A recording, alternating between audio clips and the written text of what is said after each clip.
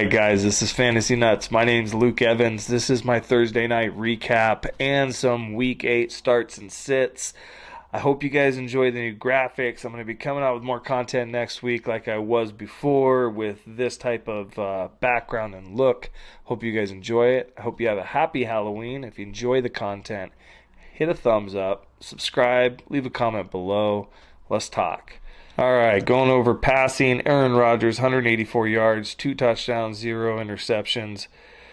Listen, he did what he could with what he had. This is a very limited crew. He didn't have Lazard, MVS. He didn't have Adams. This was really Aaron Jones's game and A.J. Dillon's game and Robert Tonyan's game, and it really wasn't even that impressive. So, he did okay with what he had. Aaron Jones was their leading wide receiver. I think you could expect that, being all those wide receivers I just listed were out. Robert Tonyan ended up leaving the game with an injury, tore an ACL, unfortunately. That's too bad to see. They'll be without him for the rest of the year. But that backup tight end didn't do too bad. Winfrey did okay, 4 receptions, 30 yards. They got him involved as much as they could with the lack of wide receivers that they had in that crew. Moving on to rushing, A.J. Dillon led rushing, 16 carries for 78 yards on 4.9 yards per carry. That ain't bad, man. Like, if he would have gotten the end zone, this would have been a decent fantasy game for A.J. Dillon. This obviously was a lack of wide receivers, and that the game plan and it just came down to the way that it played out. Aaron Jones, 15 touches, 59 yards, and a touchdown definitely made it better for his fantasy day. 24 fantasy points, something along those lines for most leagues. He did very well. As you can see, nobody else was really involved in that rushing game. Going on to the Cardinals side of the ball, Kyler Murray had a poor day, 274 yards passing, 0 touchdowns, and 2 interceptions. Now, as close as this game was, obviously his stats don't reflect that because it was a pretty close game. You think with looking at those stats, it should be a lot further apart. The rushing had a lot to do with that. They got down in the red zone. Connor got 2. Edmonds got 1. So that took a lot away from his passing touchdowns and his fantasy production this week.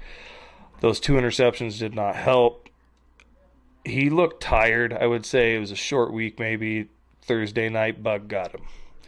DeAndre Hopkins, being as limited as he was still the leading wide receiver, 2 receptions on 66 yards. That's crazy. He shouldn't have been the leading wide receiver out there, being he only was out there half the time, maybe not even half the time. So going down the list, A.J. Green, 5 receptions, 50 yards. Not that great of a day. He's the one that made this mistake at the end of the night to cost them the game. It stinks to see. A.J. Green was looking really good weeks before that. But everybody has bad games. And I would just chalk this up to be one of theirs. That's what I would do. I'd chalk this up to be a bad game for the Cardinals. Maybe they're better than the way that they performed out on the field, even though they kept it close. Technically, they should have stomped Green Bay without Lazard and MVS and Davante Adams. So they had no passing game in the Green Bay offense. They should have been able to capitalize that, and they didn't.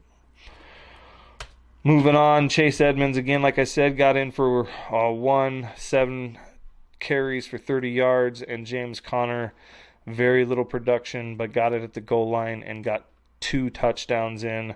This is what you're expecting from James Conner when he gets to the goal line. Is they're going to hand it to him. He gets it in there. He's got a very high percentage near the goal line, one of the best in the league right now. So you continue to play him as an upside RB2, maybe, for the rest of the year, really. All right, let's go over the start and sits. We're going to go over some running backs to start. James Robinson against Seattle. I like this matchup. Seattle's D stinks. They just aren't the Legion of Boom anymore. So I think you can trust James Robinson to have a pretty good day. I think it'll be the opposite on the other end of the field. I don't think Trevor Lawrence will have a very good day in that passing offense.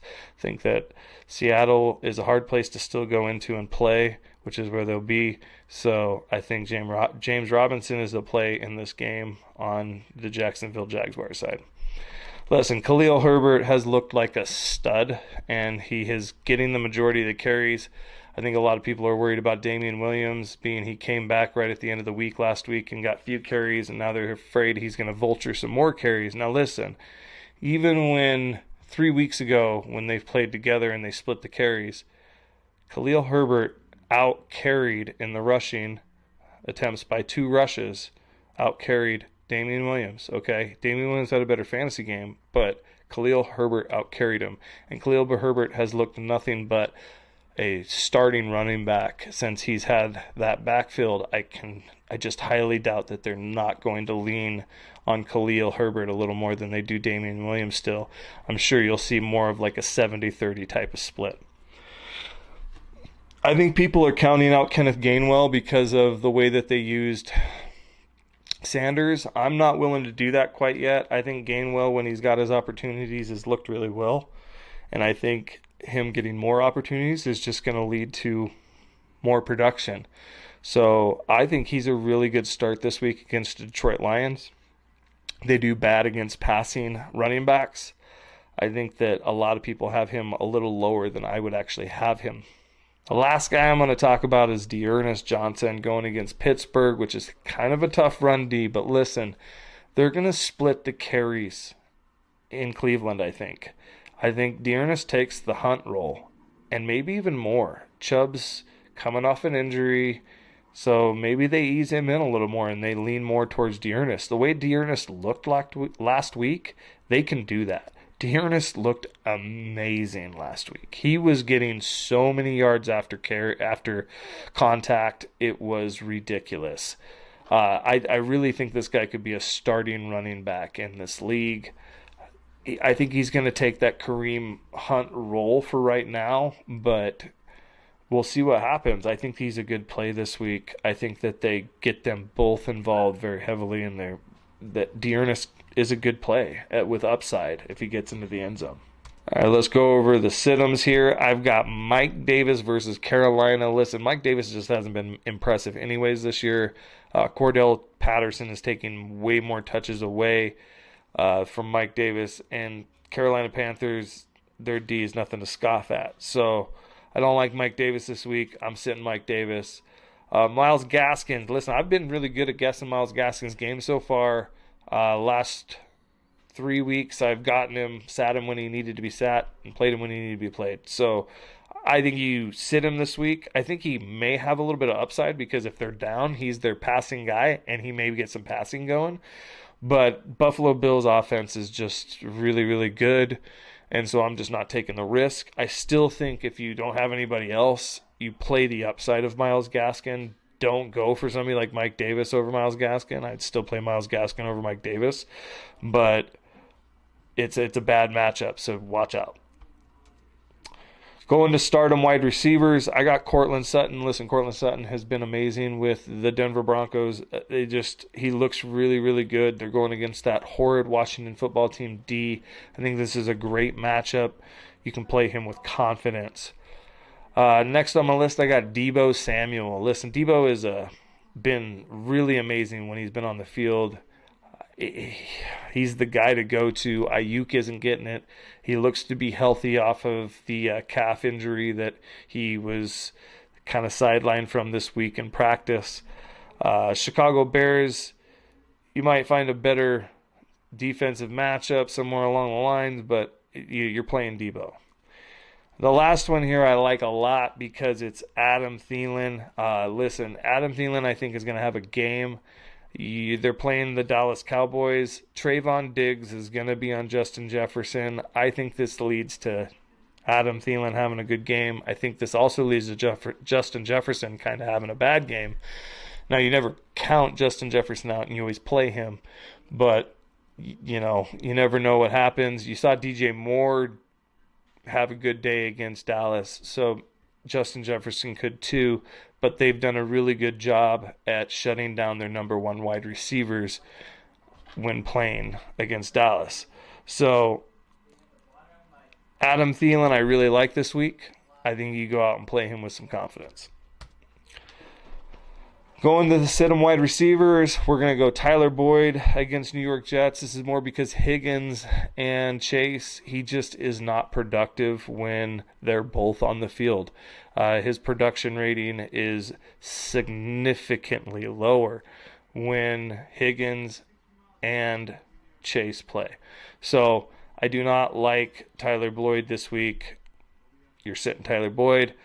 Jallen Waddle, again, it's the matchup. Buffalo Bills, I don't like the matchup. It's hard to play. That's just such a good defense. I don't believe in Tua. I don't believe in Waddle. I don't believe in Gesicki. I don't believe in Myles Gaskins. So, if you're asking me, I'm sitting every Dolphin this week just because of the defense. But you never know what could happen. He could always burn one. He is always that deep threat and that fast individual that can burn one to the house anytime he wants. All right, guys, that wraps it up. I hope you guys enjoyed this content. If you did, I hope you leave a thumbs up, like, subscribe, leave a comment below. Appreciate you watching the content. This is Fantasy Nuts. My name's Luke Evans. Have a happy Halloween and stay fantasy nuts.